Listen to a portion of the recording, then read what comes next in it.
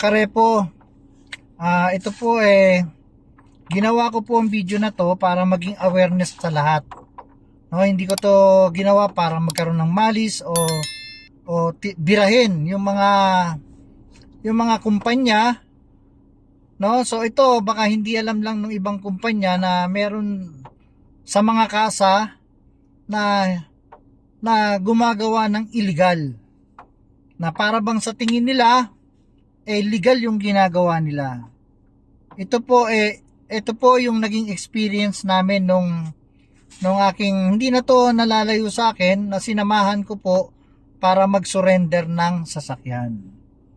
So maganda pa po yung sasakyan, pero pagdating namin dun sa isang branch ng financing na ito, so hinihiling lang din namin na parang may nakipag-meet up kami dun sa authorized representative para dun sa pagsusurrender ng sasakyan. So pagdating namin sa branch, nagtanong na kami dun sa sa mga front desk. Ngayon hindi na kami nakarating dun dapat sa patutunguhan namin na parang opisina ng pinaka-financing dun sa branch, kasi medyo naharang na kami dun ng mga ahente. Guys, itong mga ahente na ito ng financing, instead na para isurrender namin yung sasakyan, kinukumbinsi pa yung kasama ko na magsusurrender na ipa-assume balance yung sasakyan. Kesyo, ang dahilan nila, masisira ang pangalan, at yung voluntary surrender na yan, katumbas na raw ng replibin na habang buhay niya nang dadalhin. For the sake of argument, ang replibin po, pag na-file yan, maaring mapunta ka na po talaga sa CMAP. Yon, maaring pang matagalan mo ng record. Pero ito, voluntary surrender, so nasa Credit Information Corporation pa lang ito, which is after 3 years, kusang mabubura yung bad credit history nung client at pwede na uling makapag-loan. Pagdating dito sa branch na to, parang yung mga ahente, parang kala mo concerned sila dun sa magsusurrender dahil nga masisira daw ang pangalan. Pero practically wala na pong pambayad dito. Ngayon, ang pinaka problema natin dito, ang ino-offer po dun sa mga ahente na lumalapit, pa-assume balance para daw hindi masira ang pangalan nung client. Guys, sa assume balance po, hindi po ako conforme pagdating sa assume balance. Dahil nga po rito sa vlog ko na to, ang dami na pong lumapit sa akin. No? Totoo lang, no?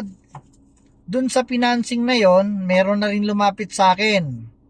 Eto, ahente na mismo, no? Dumating po ang time, bago lang siyang ahente, dumating po ang time na yung team leader niya, kinausap siya. Ang sabi sa kanya, maglo-loan siya, gagamitin ang pangalan niya, magkakapera siya. At the same time, magkakaroon ng puntos yung kanilang grupo. So sa makatwid, nakapag-loan siya ng Fortuner. Kumita siya ng mga 100 mahigit para dun sa Fortuner. Meron pong kumuha ng unit, paglabas ng unit, nakapangalan sa kanya, meron na pong kumuha ng unit na ipasalo na. Pero dumating po ang time, hindi po nagbayad. Grupo na po ito ng ahente Ahente na po yung lumapit sa akin. Babae po ito. Ayoko na lang pong banggitin kung anong financing ito, kung anong kumpanya, no? So ito lang for awareness ng lahat. So dumating ang time, hindi po nakapagbayad yung kumuha ng Fortuner. Ang hinabol po yung ahente. Ako, warning ko lang doon sa mga ahente, lalo na doon sa mga bago. Kung ang mga team leader ninyo masyadong magulang at gagamitin ang pangalan nyo, huwag nyong paggamit. Dahil pag hindi yung nakabayad yung kumuha ng sasakyan, kayo po ang hahabulin. Balik po tayo dun sa kliyenteng inano ko. dinala ko dito sa kasa na to. So ang gusto nila, ipa-assume dahil naawa daw sila. Ang sagot ko, dahil kasi nga kasama ko, hindi naman iba sa akin, hindi ho kami payag para dun sa assume balance. Totoo naman po kung nanghihinayang kayo.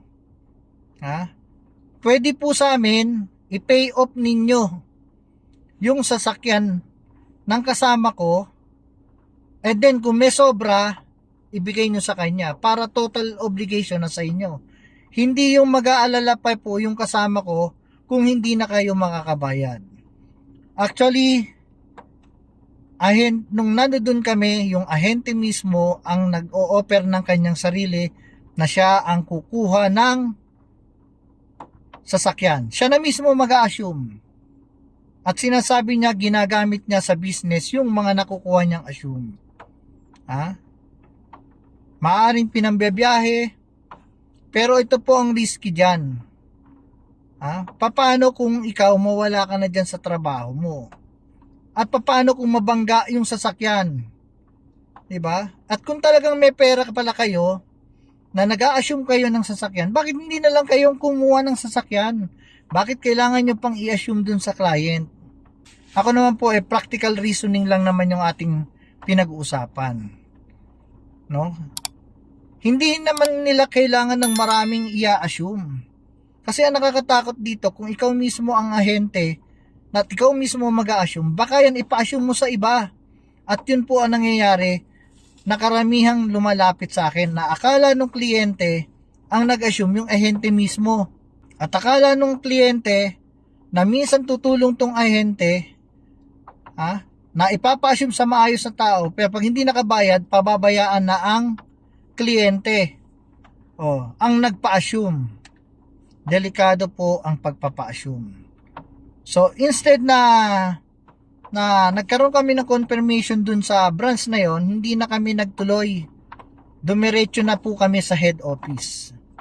At pagdating po sa head office, tinanong po nung kasama ko kung tama ba yung ino-offer ng branch ng mga ahente na nandoon. Sabi po mismo nung head office, hindi po, mali po yun.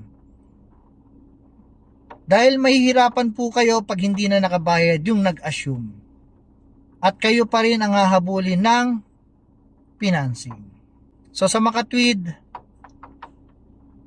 na-execute namin yung safe procedure ng pagsusurrender ng sasakyan. So laking pasasalamat ng kasama ko dahil syempre kung hindi niya ako kasama, maaring nakapag-isip siya na baka maipasalo pa niya.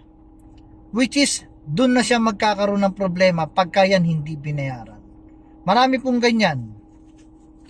So logic lang po, titingnan nyo din kung sa mga sinasabi kong ito, possible nga ba na mabiktima kayo ng assume balance at hindi binayaran, kayo habulin ng bangko.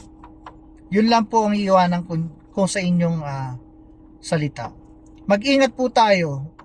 Pag hindi na po kaya, kung kaya nyong ipasalo dun sa mga kamag-anak, kapatid o mapagkakatiwalaan ninyo, sige po, okay lang po ako ipasalo nyo. Pero pag hindi nyo kilala, first time nyo makausap, na akala nyo abogado, na akala nyo mga profesional, na akala nyo regular employee ng isang kumpanya,